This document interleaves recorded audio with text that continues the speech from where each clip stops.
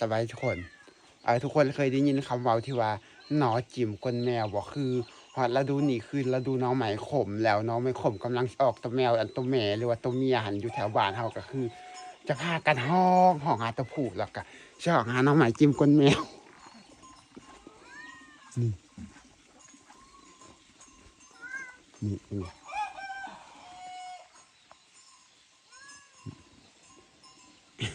ไอ้ตัวแมวตัวแม่มันสิห้องอยู่ฮอดยามมามันสิห้อง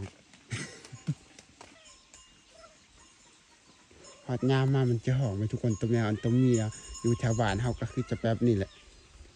คันบอดยามน้องใหม่ออกมันจะบ่หองคันบอดยามน้องใหม่ไก่ออกแล้วมันจะหองหาตัวผู้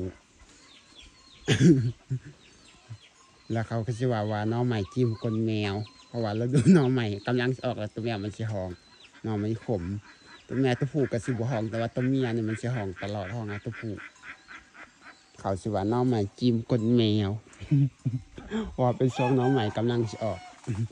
มันหองมันคันอีหยังสักอย่างมันนี่แหละมันจังหองหาตัวผู้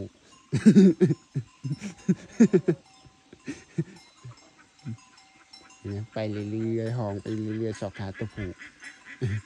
พอตัวผู้มาหามันก็ห้องอ่อนอยู่นั่นนี่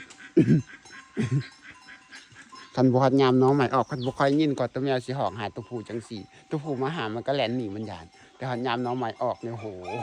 ห้องอยู่เรื่อยเลย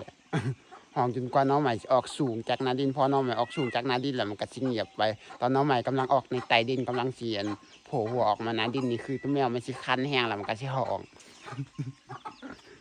แล้วพบกันใหม่คลิปหน้าแล้วก็บ๊ายบาย